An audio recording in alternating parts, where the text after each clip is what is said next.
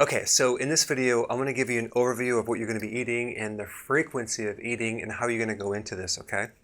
So basically, you're going to start with going to 3 meals a day. Most people are doing snacking between the meals and they're grazing at night. That may or may not be you, but we want to start with 3 meals per day, 0 snacks, okay? Because we want to avoid the stimulation of insulin.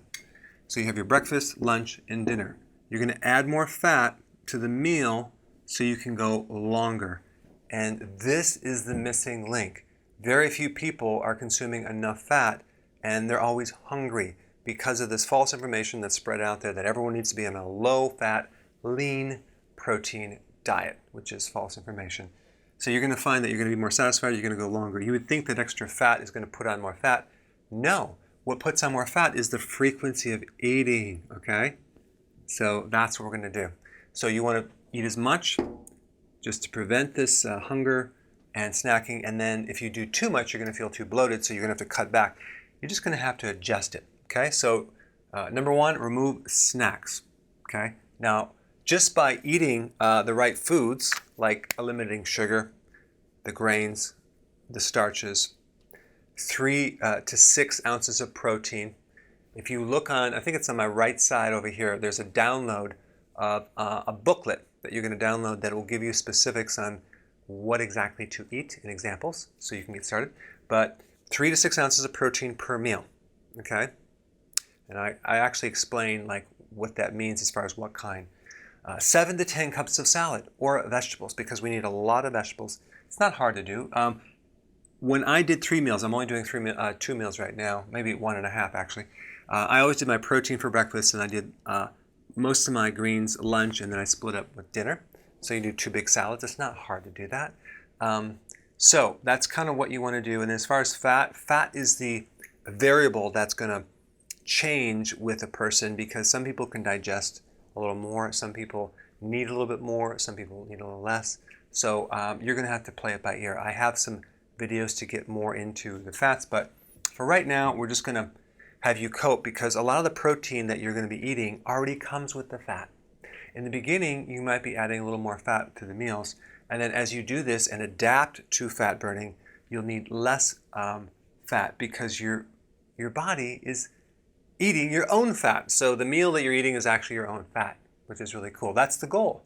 So it's not that you're starving, you're just eating your own body's fat. Okay, so that's what you're going to do with that. Now, once you're comfortable with this and you can do it easily and you're able to go from one meal to the next comfortably, step 2 is you're going to start pushing your breakfast forward. So if it's 8, it'd be 9, and then 10 and 11.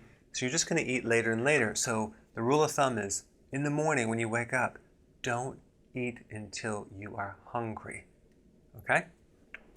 And you're going to find you're not going to get as hungry because your body is adapting to fat burning, and you're fasting from after dinner all the way through here. So the goal is to fast longer. Okay, so now we have our late breakfast, and then of course you're probably not going to be hungry for lunch, but go and have a lunch, and then you have your dinner. So we have 3 meals, but we're shortening the time between the first meal and the last meal.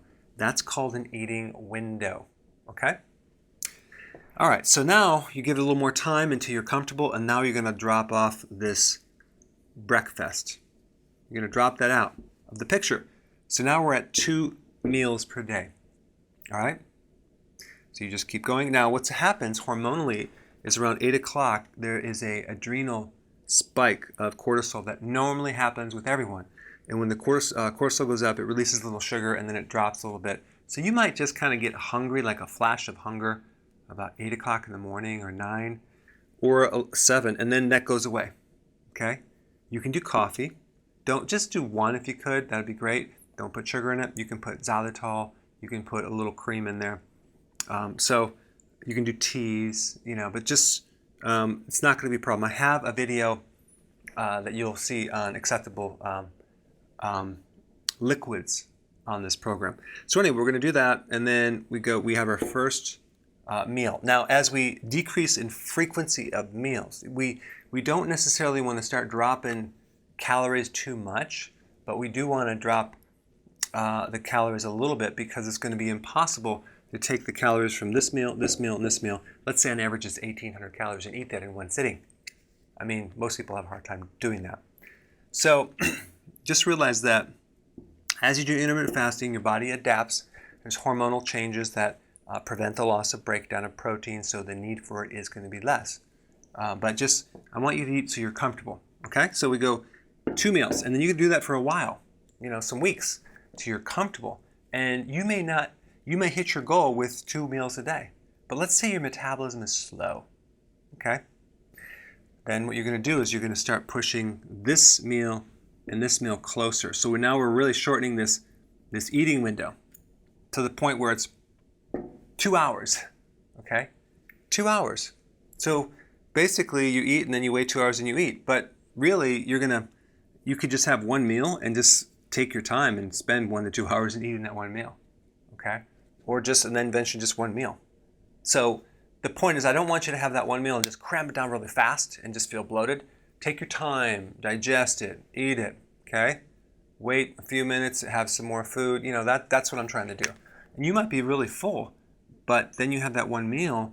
Now you have 22 or 23 hours of fasting. Can you imagine what's going to happen to your body? Your body's going to be like a fat-burning machine. Your whole gallbladder, your liver, your digestive system will finally have a chance to chill out and relax. Your insulin resistance will heal. So that's really where we're going with this. I just want to kind of give you a summary of where you're going to start and where you're going to go. I'll see you in the next video.